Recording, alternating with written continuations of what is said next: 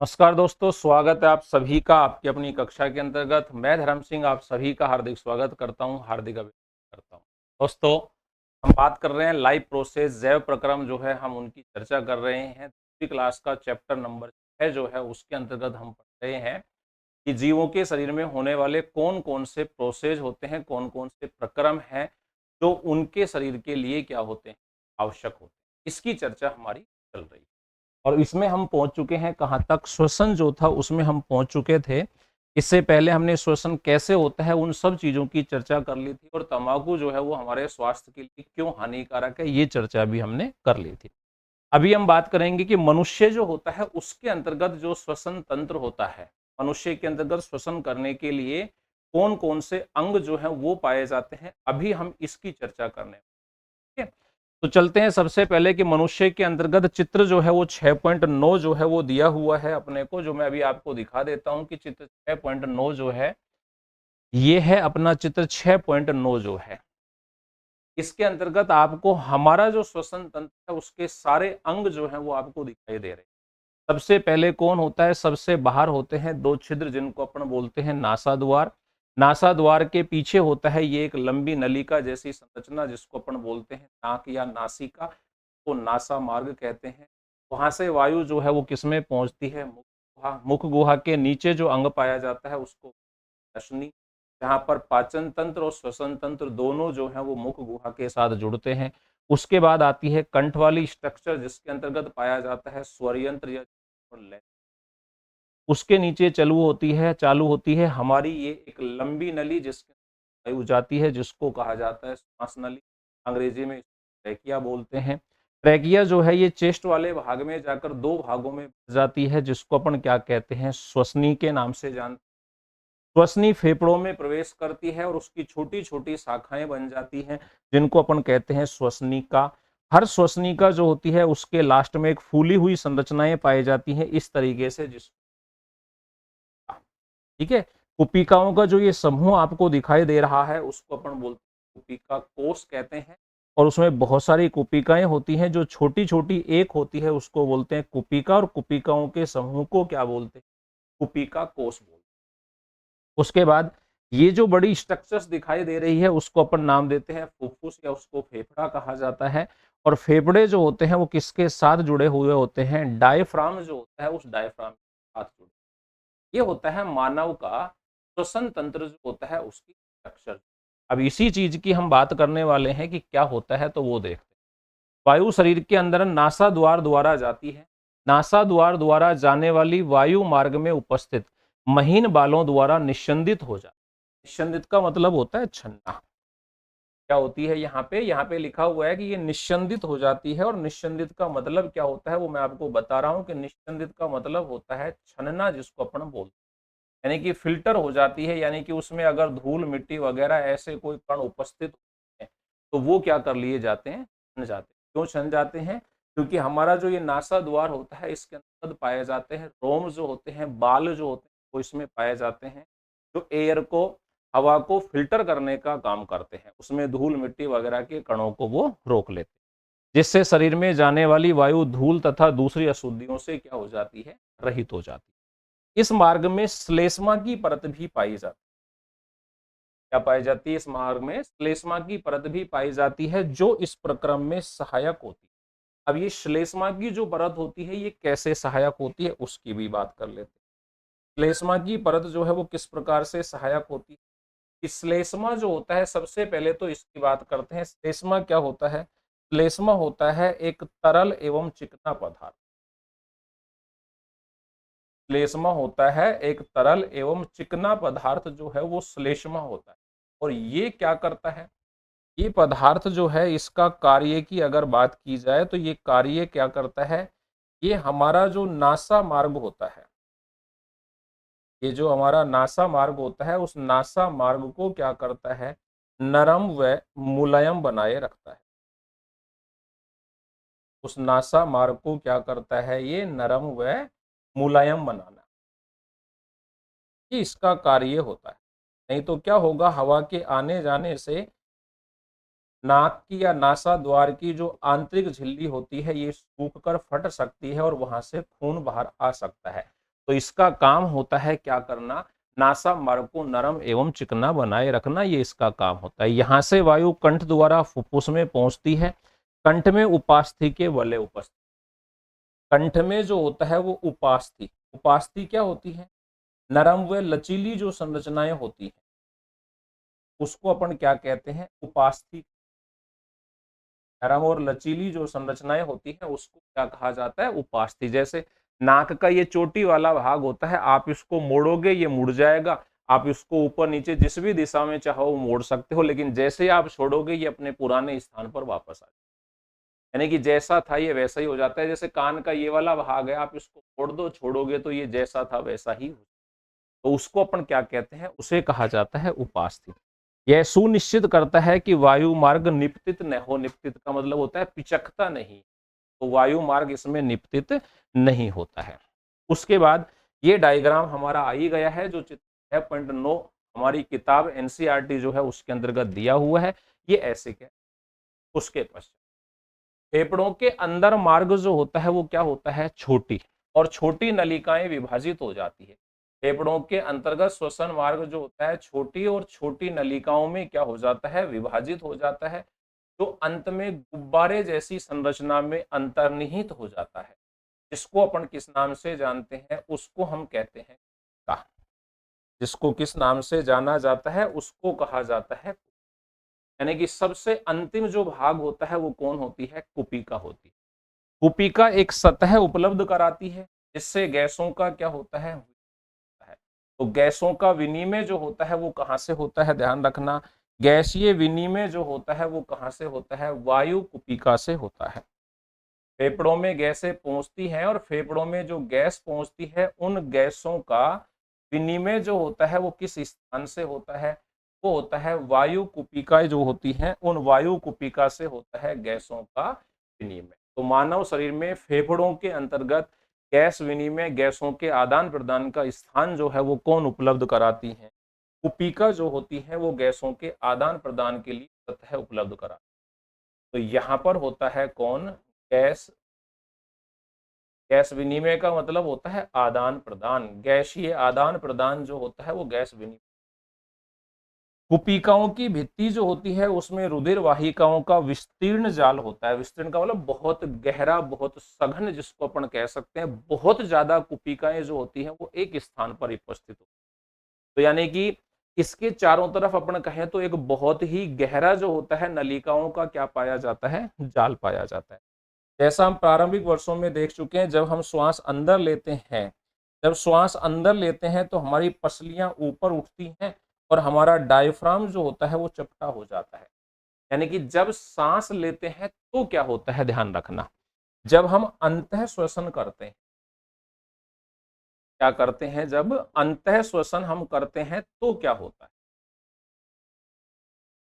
अंतः श्वसन करते हैं तो क्या होता है, और एक होता है अपना बहिश्वसन। इसमें क्या होगा, दोनों को ध्यान रखना है अपने। तो अंतः श्वसन में क्या होता है, अंतः श्वसन में होता है पसलियां जो है वो कहाँ उठती है, ऊपर। इसमें पसली कहाँ आती है, इसमें पसली आती है ऊपर की ओर, में पसली किधर आती है, पसली आती है ऊपर की ओर, पसलियां क्या करती है, गति करती, ठीक है। और इसमें पसलियां कहाँ गति करती हैं, इसमें पसली गति करती है, पसली कहाँ गति करती है, नीचे की तरफ गति करती है, नीचे की। उसके बाद इसमें बात करें तो इसमें बात क्या होता है, हमारा डायफ्राम जो होता है वो क्या हो जाता है, चपटा। इसमें डायफ्राम हो जाता है कैसा, चपटा। और यहां पर डायफ्राम कैसा हो जाता है, शिथिल। यहाँ डायफ्राम कैसा हो जाता है, यहाँ डायफ्राम हो जाता है शिथिल, का मतलब जैसा था रिलैक्स हो जाता है, जैसा था वैसा ही हो जाता है। शिथिल का मतलब होता है कोई भी चीज, जैसे रबड़ होता है, हम उसको खींचते हैं और फिर छोड़ते हैं तो वो वापस आ जाता है।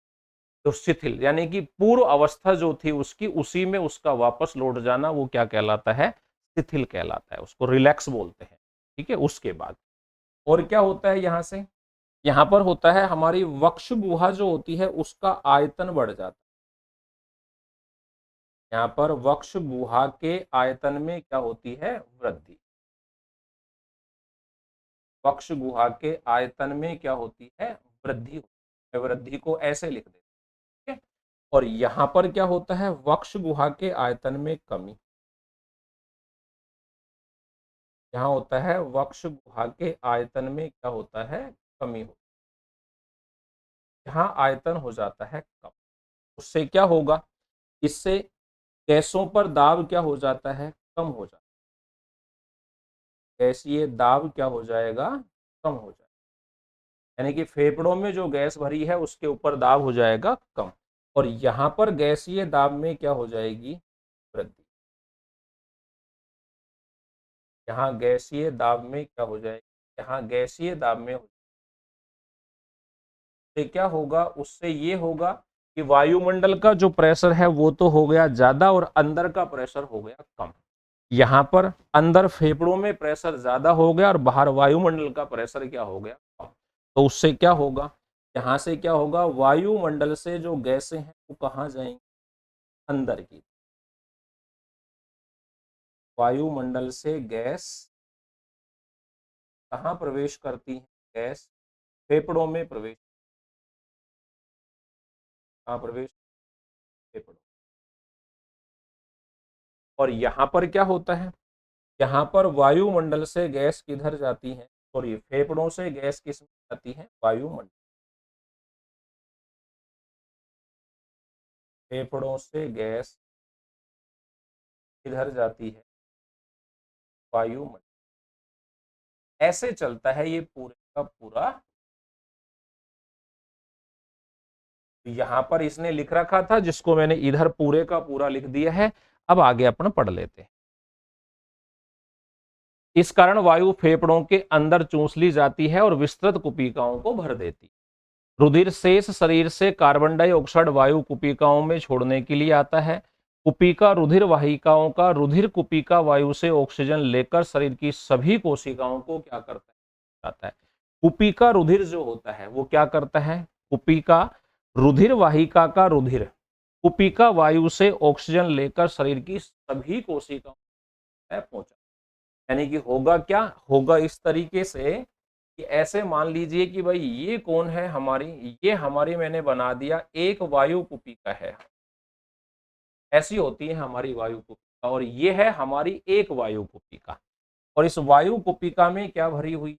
इस वायु कुपिका में भरी होती है गैस। कौन सी गैस होती है? इसमें सारी ही होंगी। इसमें नाइट्रोजन भी होती है, इसमें ऑक्सीजन भी होती है, इसमें कार्बन डाइऑक्साइड भी होती है, और कोई दूसरी गैसें होती हैं तो वो भी इसके अंतर्गत पाई जाती है। क्योंकि जब हम सांस लेते हैं तो हम केवल किसको अंदर लेते हैं? एयर को ही हम अंदर लेते हैं। ऐसा नहीं है कि हम ऑक्सीजन लेते हो या कार्बन डाइऑक्साइड लेते हो। तो जब भी श्वसन लेते हैं और जिस स्थान पर, जिस एटमॉस्फेयर में हम हैं, उस एटमॉस्फेयर की सारी गैसें जो होती हैं वो क्या करती है? अंदर प्रवेश करती है। अब इसके चारों तरफ कौन होता है? अब इसके चारों तरफ है अपना किसका जाल? इसके चारों तरफ होता है, मैं ऐसे बना देता हूं, इसके चारों तरफ होता है, हमने बात की, एक बहुत ही गहरा जाल होता है। किसका जाल होता है ये? वायु कुपिकाओं का एक बहुत ही गहरा जाल होता है। ये इस तरीके से इसके पास पाया जाता है। ऐसे बहुत गहरा जाल होता है जिसको अपन ने कहा बहुत ही सघन यानी कि विस्तीर्ण जाल जो है वो यहाँ पे क्या होता है? उपस्थित होता है इस। तो ये कौन हो गया अपना? ये हो गया रक्त केशिका या रक्त वाहिका। ब्लड वेसल्स जो होती हैं ये रक्त वाहिका का क्या हो गया? जाल हो गया।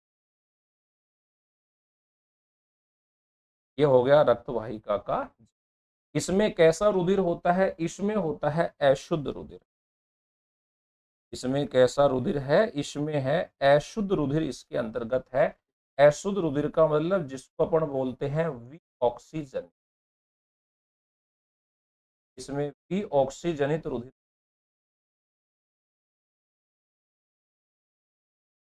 जिसके अंतर्गत क्या होता है? जिसके अंतर्गत हम कह सकते हैं कि कार्बन डाइऑक्साइड जो है वो ज्यादा होती है और ऑक्सीजन की मात्रा कम होती है, या हम ये कहें कि अनुपस्थित।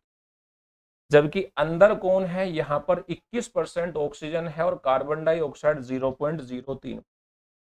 तो अब होगा क्या दोस्तों, अब ये होगा कि यहां से जो है वो CO2 चली जाएगी अंदर की, और यहां से ऑक्सीजन जो है वो किधर जाएगी, और इसी क्रिया को हम क्या नाम देते हैं, इसी क्रिया को हमने लिखा था, इसे ही कहा जाता है गैसीय विनिमय। इसी क्रिया को हम क्या कहते हैं, गैसीय विनिमय जो होता है, उस नाम से हम इसको क्या करते हैं, जानते हैं। ठीक है भाई। तो कुपिका रुधिर वाहिकाओं का रुधिर लेकर ऑक्सीजन को शरीर की सभी कोशिकाओं में पहुंचाती है। श्वास चक्र के समय जब वायु अंदर और बाहर होती है, फेफड़े सदैव वायु का अवशिष्ट आयतन रखते हैं। यानी कि जब हम सांस लेते हैं या छोड़ते हैं, उसके बावजूद भी हमारे फेफड़ों के अंतर्गत कुछ जो गैसों का आयतन है वो हमेशा उपस्थित रहता है, जिसको अपन बोलते हैं अवशिष्ट आयतन। तो अवशिष्ट आयतन ध्यान रखना कौन सा होता है, जब सांस लेते हैं और छोड़ते हैं उसके बावजूद भी फेफड़ों के अंतर्गत गैसों का क्या उपस्थित होता है, एक आयतन जो है वो उपस्थित होता है, और उस आयतन को हम क्या नाम देते हैं, अवशिष्ट आयतन जो होता है उस नाम से जानते हैं। श्वास चक्र के समय जब वायु अंदर और बाहर होती है, फेफड़े सदैव वायु का अवशिष्ट आयतन अपने पास रखते हैं, जिससे ऑक्सीजन के अवशोषण तथा कार्बन डाइऑक्साइड के मोचन के लिए पर्याप्त समय जो है वो क्या होता है, मिल जाता है।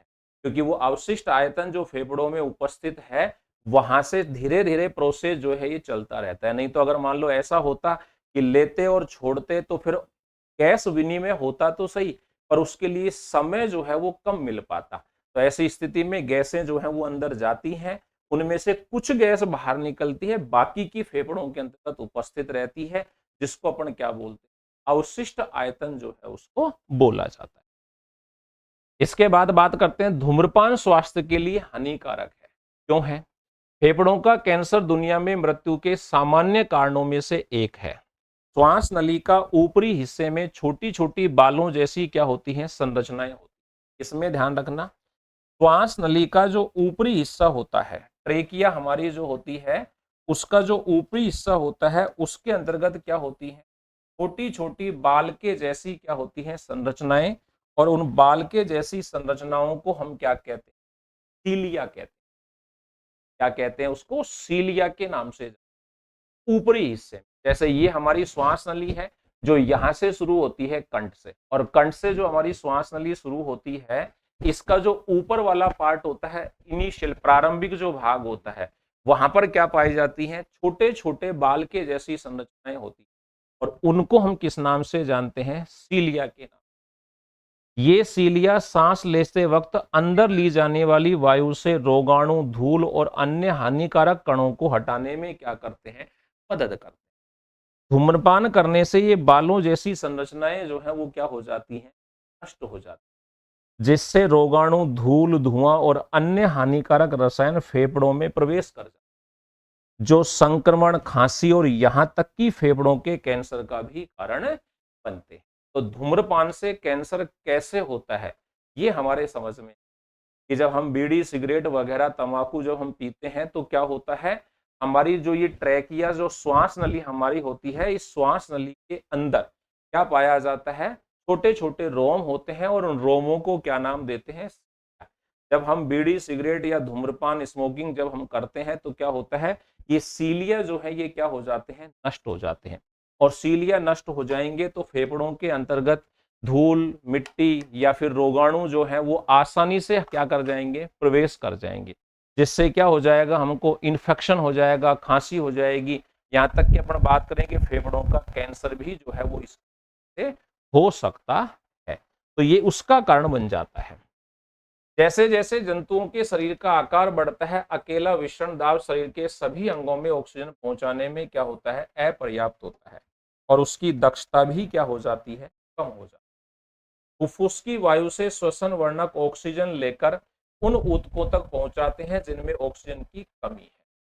फुफ्फुस की वायु से श्वसन वर्णक, अब ये श्वसन वर्णक कौन है, तो इस पे ध्यान दो। श्वसन वर्णक कौन होता है, अपना हीमोग्लोबिन जो होता है, उसको किस नाम से जानते हैं अपन, श्वसन वर्णक के नाम से जानते हैं। यहाँ पे सवाल पूछा है, पूछा नहीं है, बताया है हमको कि श्वसन वर्णक क्या होता है। ये श्वसन वर्णक क्या करता है, ये ऑक्सीजन को लेता है। और श्वसन वर्णक किसको कहते हैं अपन, तो श्वसन वर्णक कहलाता है हीमोग्लोबिन।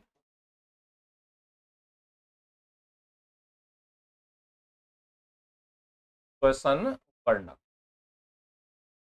और श्वसन वर्णक किसको बोलते हैं, हीमोग्लोबिन जो होता है इसको क्या कहा जाता है, श्वसन वर्णक के नाम से जानते हैं। यानी कि ये हीमोग्लोबिन ही है जो क्या करता है, ऑक्सीजन लेता है।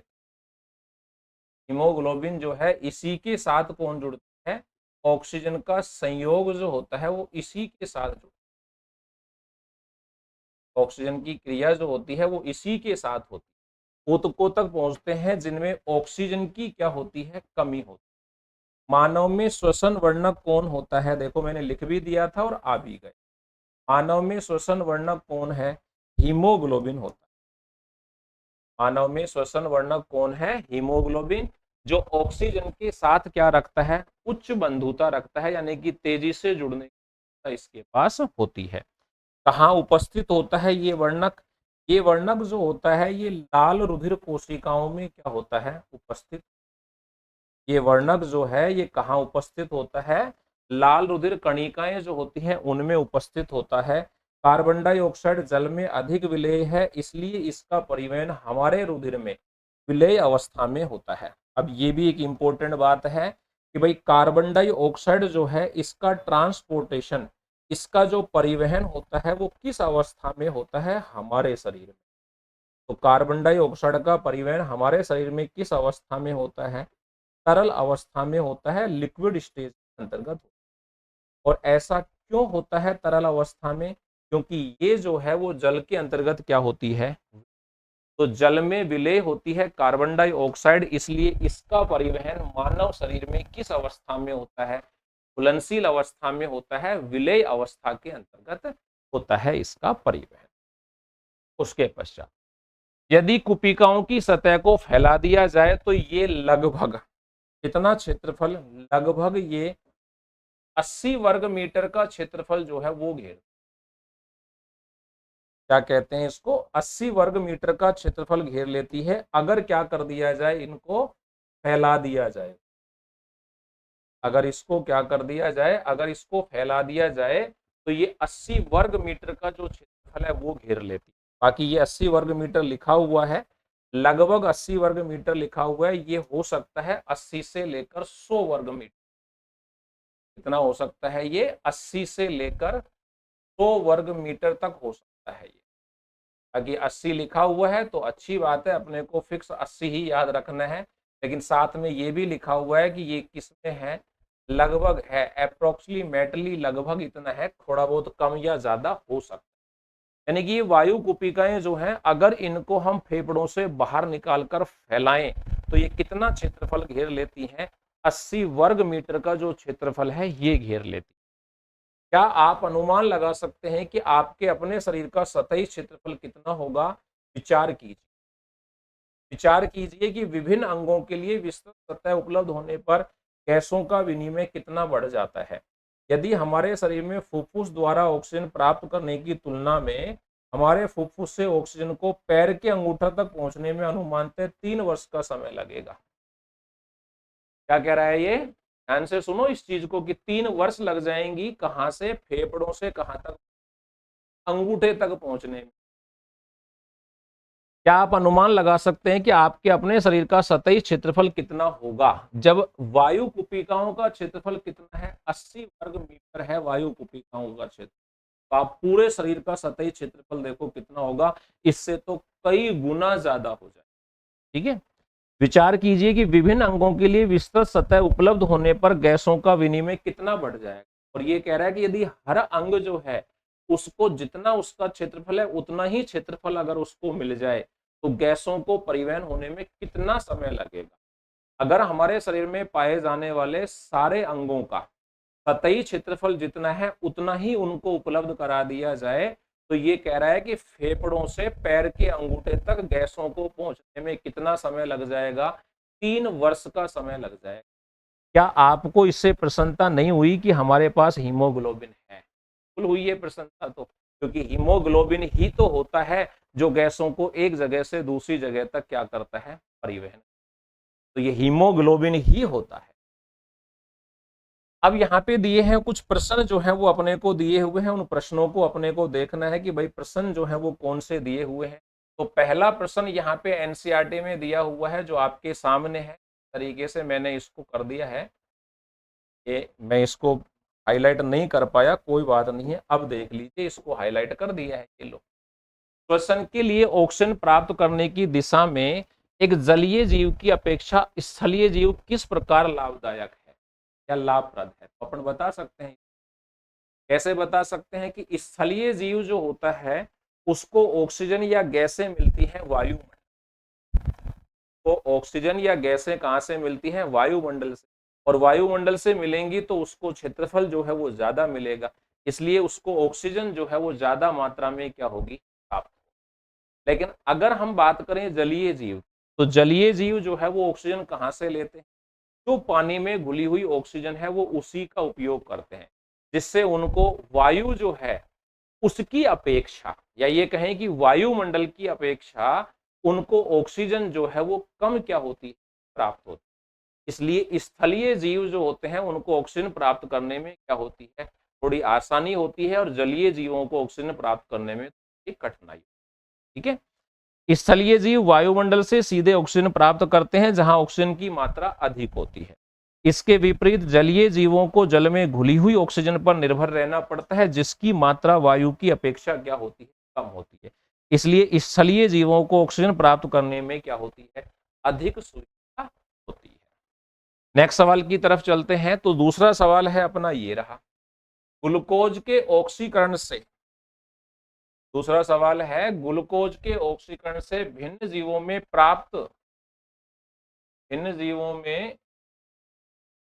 ऊर्जा प्राप्त करने के विभिन्न पथ क्या है।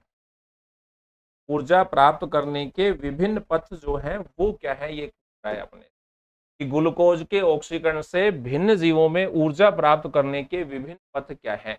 तो ये अपने पढ़े थे, तीन पथ होते हैं। कौन कौन से तीन पथ होते हैं वो मैंने यहाँ लिख दिया। पहला जो पथ होता है वो होता है अपना वायवीय श्वसन, जो फोटो में मैंने यहाँ पे लिख रखा है। पहला कौन सा होता है, अपना वायवीय श्वसन। दूसरा जो होता है वो कौन सा होता है, सेकंड था अपना अवायवीय श्वसन, जिसको अपन बोल रहे थे। और तीसरा होता है अपनी मांसपेशियों में जो होता है वो वाला श्वसन, और वो भी कैसा होता है, अवायवीय होता है। तो ये तीन पथ होते हैं जीव। कितने पथ हैं, ये तीन पथ होते हैं जीव।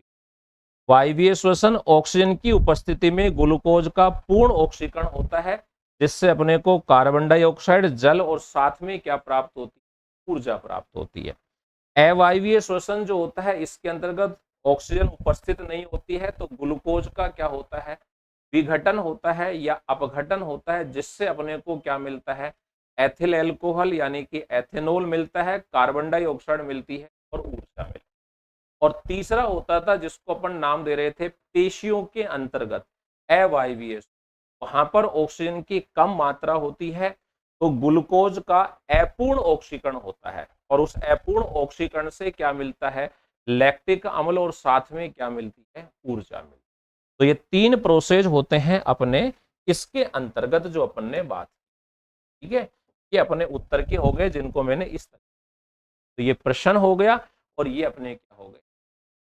उसके बाद अगला जो सवाल है वो है, मनुष्यों में ऑक्सीजन तथा कार्बन डाइऑक्साइड का परिवहन कैसे होता है। कैसे होता है, तो वो होता है गैस विनिमय फेफड़ों के अंतर्गत, वायु कुपिका और रक्त की जो नलिकाएं होती हैं उनके बीच। फिर रक्त में होता है कौन, हीमोग्लोबिन, वो हीमोग्लोबिन ऑक्सीजन के साथ जुड़ता है और जहां ऑक्सीजन की आवश्यकता होती है वहां तक उसको क्या करता है, सप्लाई करता है। तो ये हो गया अपना सवाल। अब इसका उत्तर भी लिखा हुआ है, वो देख। मनुष्यों में ऑक्सीजन का परिवहन किसके द्वारा होता है, हीमोग्लोबिन द्वारा। हीमोग्लोबिन लाल रुधिर कणिकाओं में उपस्थित होता है और फुफ्फुस से ऑक्सीजन लेकर शरीर के विभिन्न ऊतकों तक क्या करता है, पहुंचाता है। कार्बन डाइऑक्साइड का परिवहन मुख्यतः रुधिर के प्लाज्मा में घुली हुई अवस्था में होता है और इसे शरीर के ऊतकों में फुफ्फुस तक क्या किया जाता है। तो ये किसमें होता है, ये घुलित अवस्था में होता है और वो भी कैसी अवस्था के अंतर्गत, यानी कि वो भी घुलित अवस्था में है लेकिन वो हीमोग्लोबिन के साथ जुड़कर होगा, ठीक है, और ये प्लाज्मा में घुली हुई अवस्था में होता है। उसके पश्चात अगला सवाल आता है अपना, गैसों के विनिमय के लिए मानव फुफ्फुस में अधिकतम क्षेत्रफल को कैसे अभिकल्पित किया गया है, कि मैक्सिमम जो क्षेत्रफल है वो कैसे अभिकल्पित करते हैं, कैसे नापते हैं, तो वो नापा जाता है किससे, वायु कुपिकाएं जो होती हैं वहां से उसको नापा जाता है। तो मानव फुफ्फुस में कुपिकाओं की बहुत बड़ी संख्या होती है। अब कितनी बड़ी संख्या होती है, तो लगभग ये ध्यान रखो 60 करोड़ होती है दोनों फेफड़ों। बहुत बड़ी संख्या का मतलब क्या है, बहुत बड़ी संख्या का मतलब मैं यहां लिख देता हूं, लगभग 60 करोड़, लगभग 60 करोड़ दोनों फेफड़ा, दोनों फेफड़ों में कितनी होती है, लगभग जो है वो कितनी होती है, 60 करोड़ होती है दोनों फेफड़े, ठीक है, लगभग 60 करोड़ दोनों फेफड़े दिख रहा है।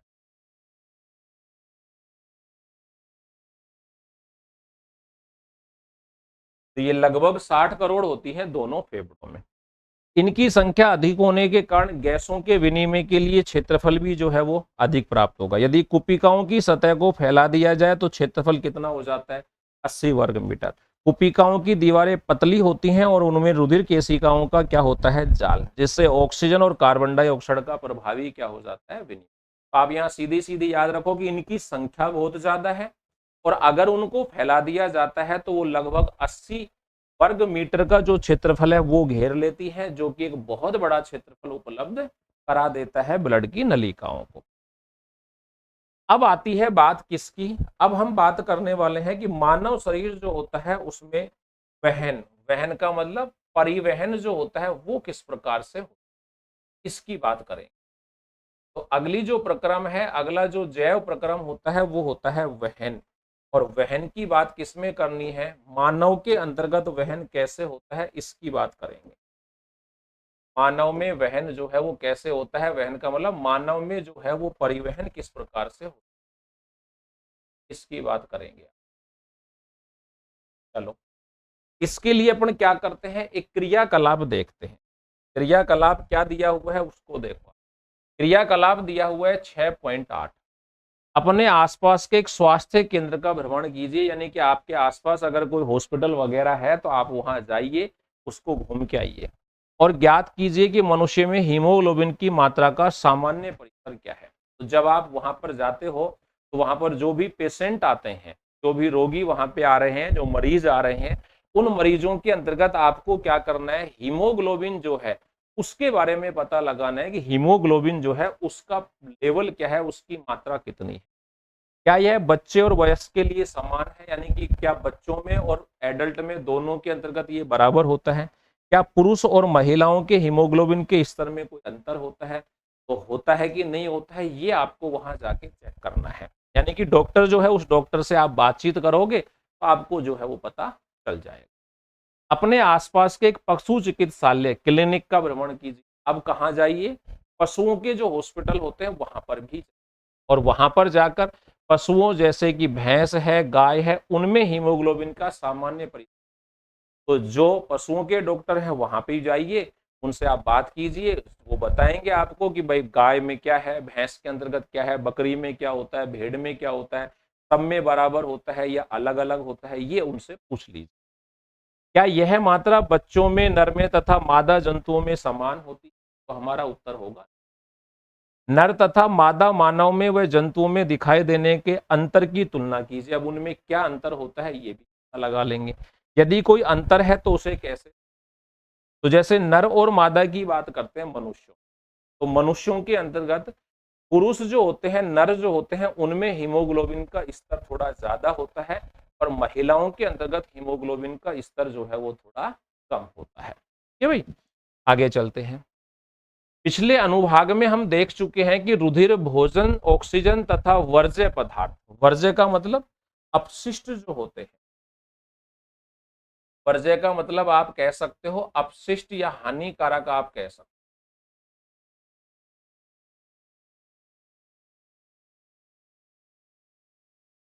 अपशिष्ट या फिर हानिकारक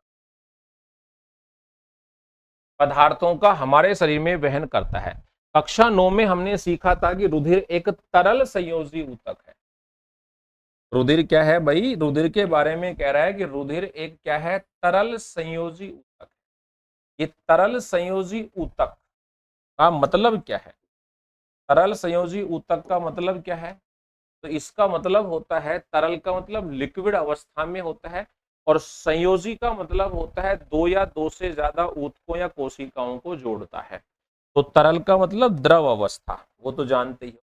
संयोजी ऊतक का मतलब मैं यहां बता देता हूं। संयोजी ऊतक का मतलब क्या है? तो संयोजी ऊतक का मतलब है यहाँ पे दो या अधिक, दो या अधिक अंगों या ऊतकों में क्या करता है?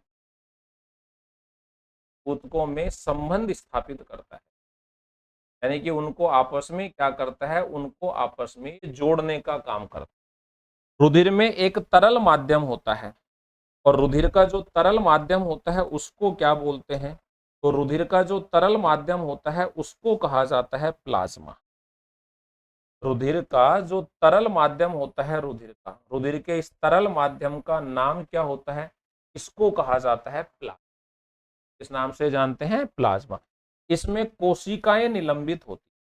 प्लाज्मा भोजन, कार्बन डाइऑक्साइड तथा नाइट्रोजनी अपशिष्ट पदार्थों का विलीन रूप में क्या करता है? वहन। ऑक्सीजन को कौन लेकर जाती है? लाल रुधिर कण। मतलब कहने का इस लाइन से अगर हम अर्थ निकालें तो हमारा जो ब्लड होता है, उस ब्लड के हमारे के हो गए दो भाग। हमारा जो ब्लड है या हमारा जो रक्त होता है उसके कितने भाग हो गए? उसके हो गए दो भाग हो गए। कौन कौन से दो भाग हो गए? एक भाग तो हो गया जो अपन ने लिखा हुआ है, एक तो होता है तरल माध्यम, और तरल माध्यम को क्या कहते हैं? प्लाज्मा। तो रक्त का एक तो हो गया कौन सा भाग? एक तो हो गया तरल माध्यम, और ये तरल माध्यम जो होता है इसको हम क्या नाम देते हैं? इसको कहा जाता है प्लाज्मा। तो ये तो होता है हमारा प्लाज्मा।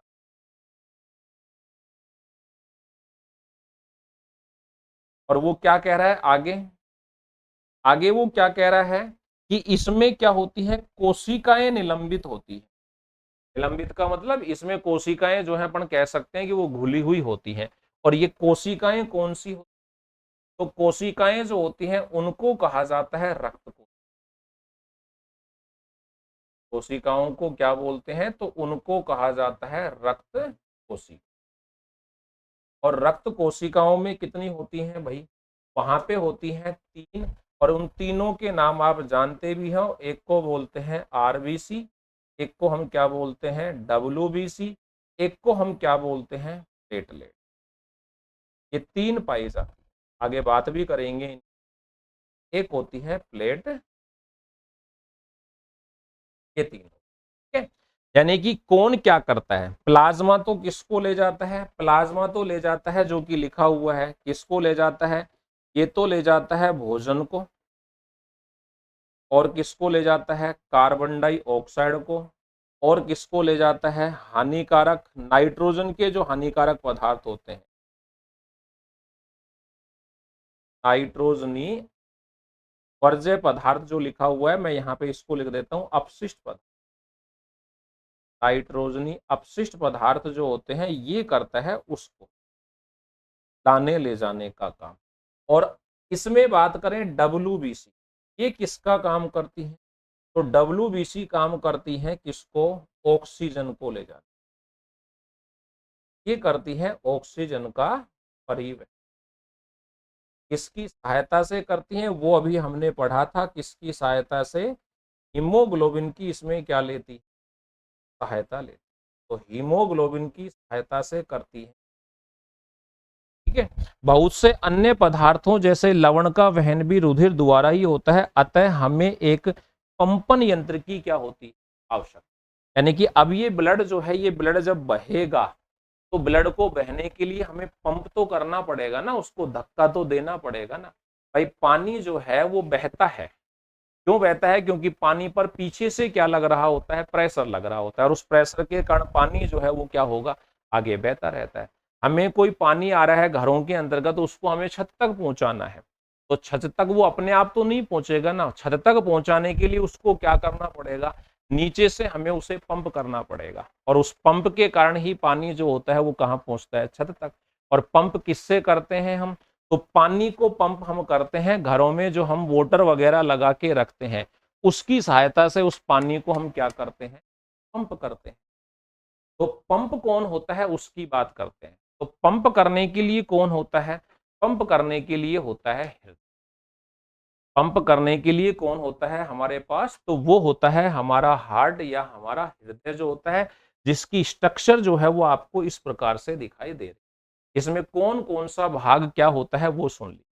जैसे ये वाला जो भाग है वो क्या है अपना? दायां आलिंद। इस वाले भाग का नाम क्या है? दायां आलिंद होता है। इसके नीचे जो भाग होता है ये वाला, इसको बोलते हैं दायां निलिंद। फिर इसी तरीके से ये वाला जो भाग होता है ऊपर वाला, वो कहलाता है बायां आलिंद, और बाएं आलिंद के नीचे जो होता है वो क्या कहलाता है? बायां निलिंद। यानी कि एक बात हमें पता चल गई कि हमारा जो हृदय होता है उसके कितने भाग होते हैं। तो हमारे हृदय के हो गए 4 भाग। कौन कौन से 4 भाग हो गए वो आपको डायग्राम में मैं इस तरीके से हाईलाइट कर देता हूं, तो आपको वो 4 डायग्राम जो है, वो 4 भाग जो है वो स्पष्ट रूप से आपको क्या हो जाएंगे? दिख जाए। दिख गए? दायां आलिंद। अच्छा, थोड़ा सा दिखने में कंफ्यूजन, ऐसे ले लेता हूं मैं इसको, कलर जो है वो दूसरा ले लेता हूं, अभी भी नहीं।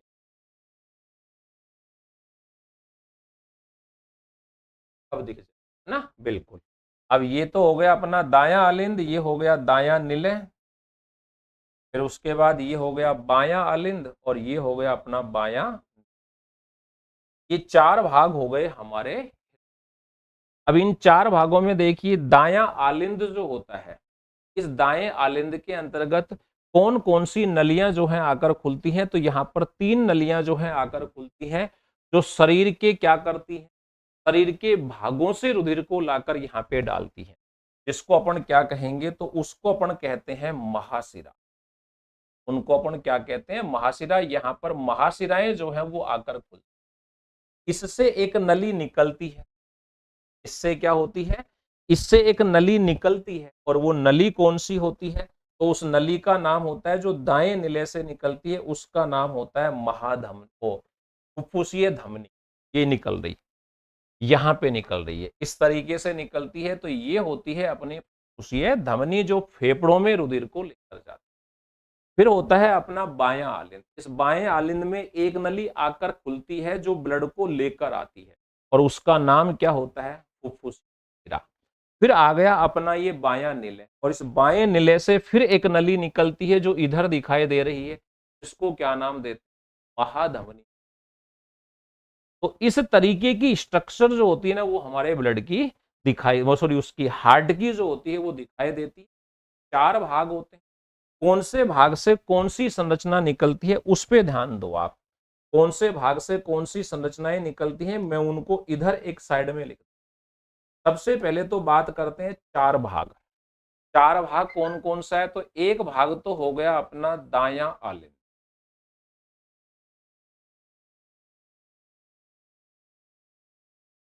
एक भाग कौन हो गया अपना? दायां निलय।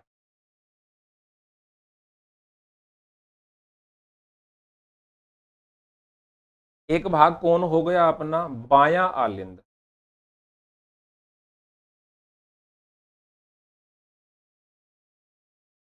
और एक भाग कौन हो गया अपना? बायां। ये 4 भाग है। कौन से भाग से कौन सी नली आती है उस पर ध्यान दो। कौन से भाग से कौन सी नली है? दायां आलिंद जो होता है इसके अंतर्गत कौन आती है? इसमें महाशिरा जो होती है वो रुधिर लेकर आती है। महाशिरा क्या करती है? रुधिर लेकर आती है।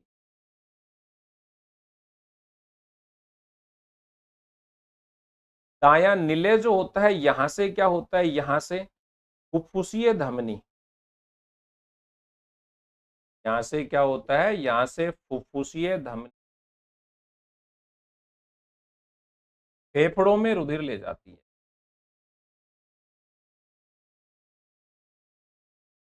फेफड़ों में ले जाती है।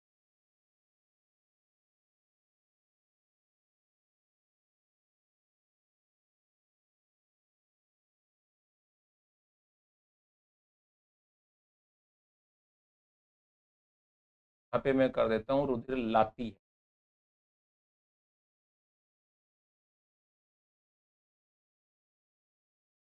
उसके बाद बायां आलिंद जो होता है इसमें क्या होता है, बाएं आलिंद के अंतर्गत फुफ्फुसीय शिरा,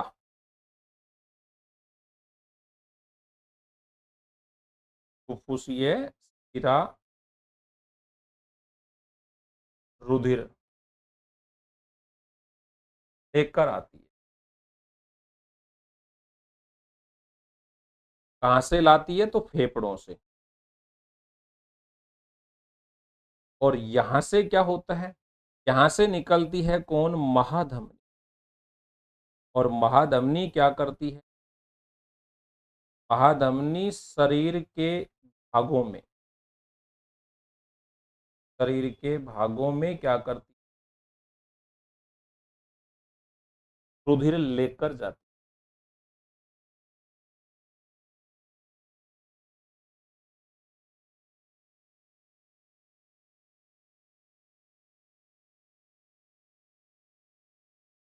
ये काम होता है इस, ठीक है।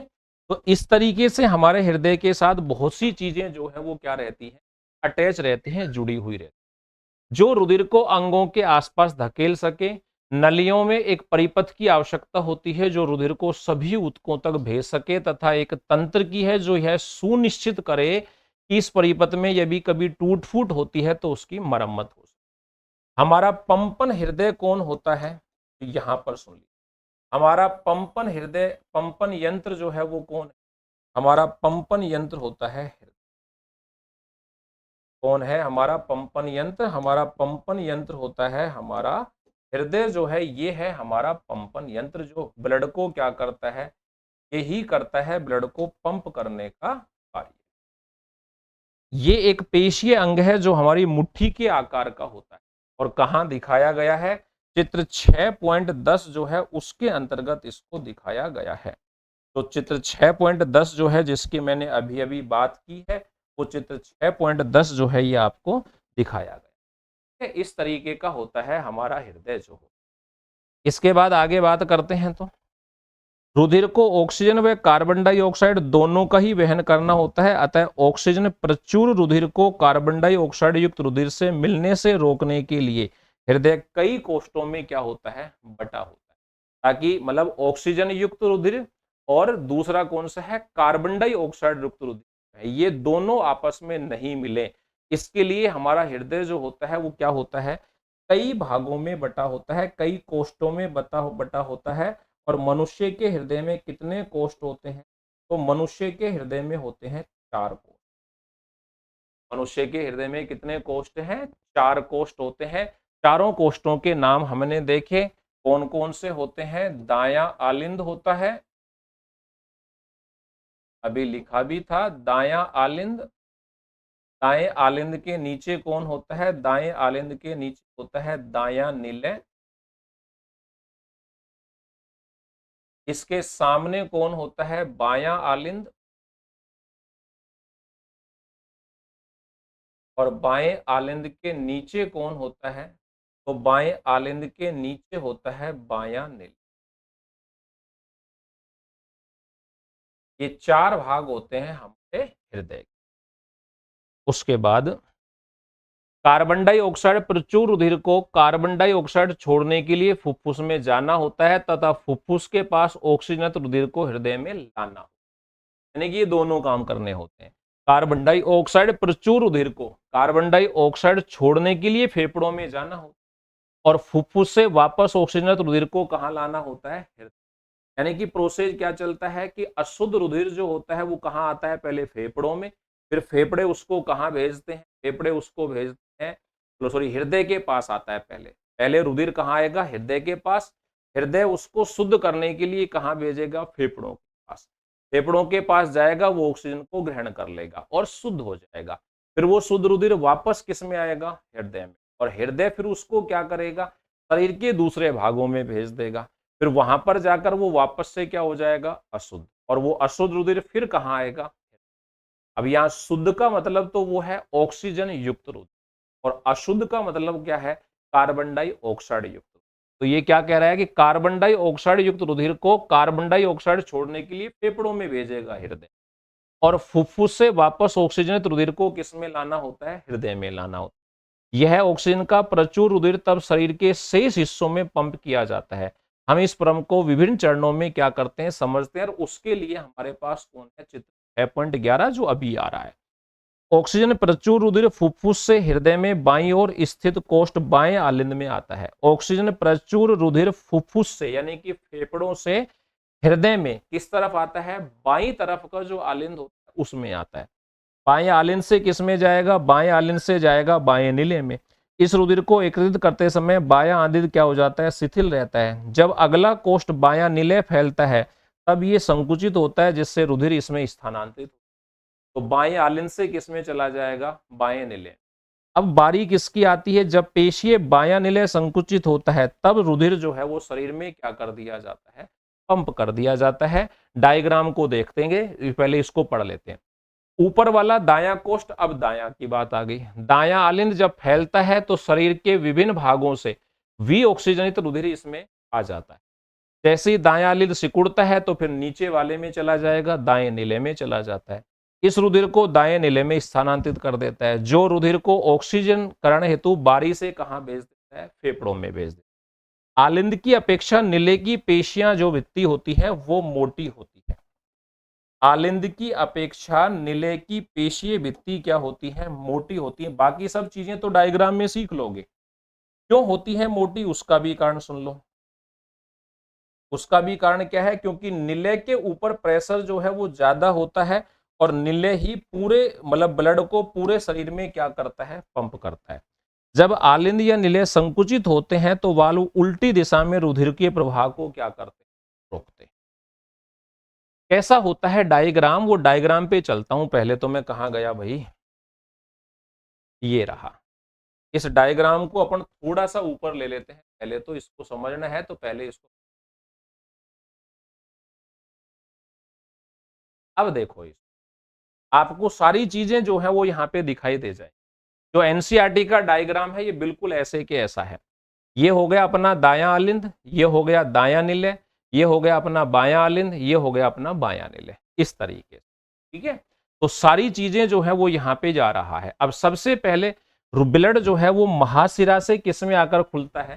दाएं आलिंद में आकर गिरेगा। ये दायां आलिंद है, मैं नाम भी लिख देता हूं। ये है दायां आलिंद। जो आपने पढ़ा है वो इसके अंतर्गत पूरा लिखा हुआ है, चित्र से समझ में आ जाएगा। ये क्या है? दायां नीले।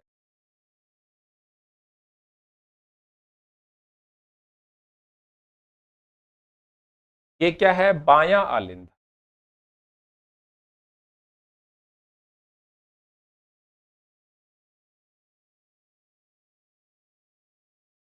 और ये क्या है? बायां नीले। अब कहां आता है? सबसे पहले उसकी बात करते हैं। पहले शरीर के अलग अलग भागों से रुधिर आएगा। कौन लेके आएगी? महाशिरा। ये महाशिरा जो है ये शरीर के अंगों का डायग्राम बना रखा है ऐसे।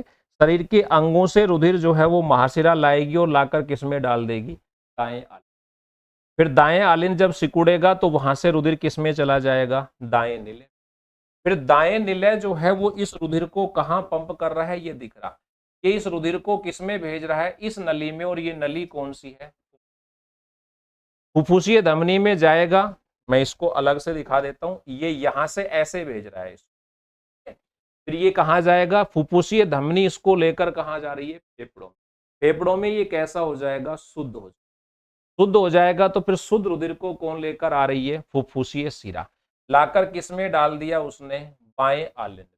फिर बाएं आलिंद से किस में गया? ये बाएं नीले। फिर बाएं नीले ने इसको किसमें पंप कर दिया, वापस महाधमनी के अंतर्गत। महाधमनी लेकर गई किसमें, शरीर में। और फिर ऐसे ही ब्लड जो है वो क्या होता रहता है, ये होता है हमारे ब्लड के आने का पूरा प्रोसीजर जो होता है, कहां से ब्लड किधर जाता है, ये पूरे का पूरा प्रोसीजर जो है वो एक डायग्राम में मतलब आपको इतना सारा पढ़ने की आवश्यकता नहीं है, आप सीधा सीधा इस डायग्राम को समझ लो। पार्टों के नाम मैंने बता दिए। दाएं आलिंद, बहुत अच्छे तरीके से दोबारा सुनो। हमारे हृदय के कितने भाग हो गए, 4 भाग हो गए। दायां आलिंद होता है, उसके नीचे दायां निलय होता है, बायां आलिंद होता है, उसके नीचे बायां निलय। सबसे पहले रुधिर जो है वो शरीर के विभिन्न भागों से महाधमनी लेकर आती है और लाकर किसमें डाल देती है, दाएं आलिंद। अब दायां आलिंद जब सिकुड़ता है तो इसमें भरा हुआ जो रुधिर होता है वो किसमें चला जाता है, दाएं निलय में चला। दायां निलय इस अशुद्ध रुधिर को किसमें पंप कर देता है, फुफ्फुसीय धमनी जो होती है उसमें पंप कर देता है, और यहां से रुधिर फेफड़ों में जाता है जो वायु कुपिकाओं के चारों तरफ फैल। अब वायु कुपिकाओं के चारों तरफ फैलेगा तो वहां होता है गैसों का आदान प्रदान। ऑक्सीजन रुधिर ग्रहण कर लेता है और कार्बन डाइऑक्साइड फेफड़ों को दे देता है। फिर वो रुधिर हो जाता है हमारा शुद्ध रुधिर। वो शुद्ध रुधिर जो है वो फुफ्फुसीय धमनी नाम की, मतलब फुफ्फुसीय सिरा नाम की एक नलिका होती है जो लाकर किसमें डाल देती है, बाएं आलिंद में। जब ये संकुचित होता है तो इसमें भरा हुआ रुधिर जो होता है वो बाएं निलय। फिर बाएं निलय जब सिकुड़ता है तो इसका जो रुधिर होता है वो एक नली जिसका नाम होता है महाधमनी में भेज दिया जाता है, और महाधमनी इस रुधिर को लाकर शरीर के विभिन्न भागों में फैला देती है। यहाँ पर वापस से क्या हो जाता है, वो शुद्ध रुधिर जो होता है वो अशुद्ध रुधिर के अंतर्गत बदल जाता है, यानी कि ऑक्सीजनित रुधिर जो था वो कार्बन डाइऑक्साइड युक्त रुधिर में बदल जाता है, और वो रुधिर वापस से कौन लेकर आती है, महाशिरा। फिर कहां डाल देगी, दाएं आलिंद में। और यही प्रोसीजर जो है वो लगातार चलता रहता है। अब यहाँ पे एक चीज और देखी है कि जब एक चक्र पूरा होता है तो हमारा रुधिर हृदय में 2 बार एंटर करता है और 2 बार ही बाहर निकलता है। जैसे रुधिर महाधमनी से, महाशिरा से आता है और किसमें जाता है, दाएं आलिंद में, एक बार प्रवेश कर गया। फिर यहां से क्या हो गया, वापस बाहर निकल।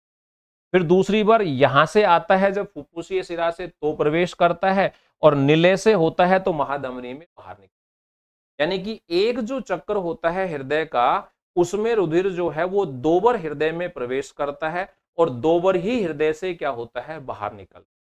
इसलिए मनुष्य का जो परिसंचरण होता है उसको हम किस नाम से जानते हैं, दोहरा परिसंचरण तंत्र के नाम से उसको जानते हैं।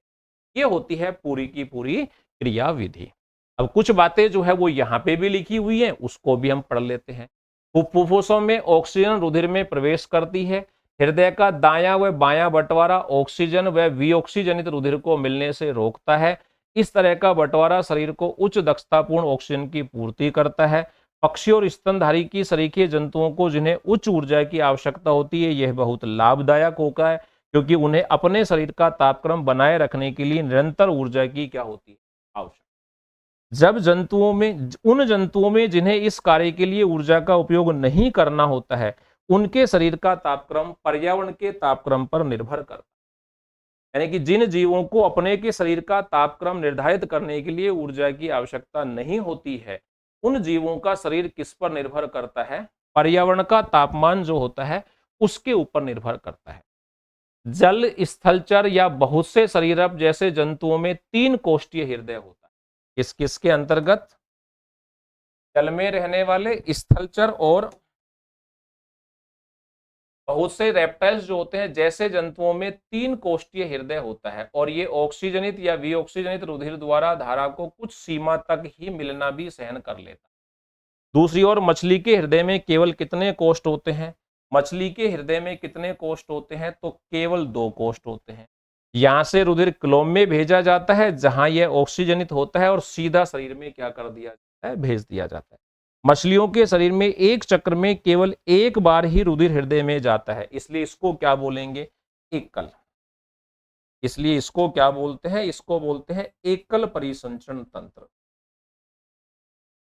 दूसरी ओर अन्य कशेरुकियों में प्रत्येक चक्र में यह 2 बार हृदय में जाता है, इसलिए उसको क्या बोलते हैं, दोहरा परिसंचरण। सारी बातें मैंने आपको बता दी है।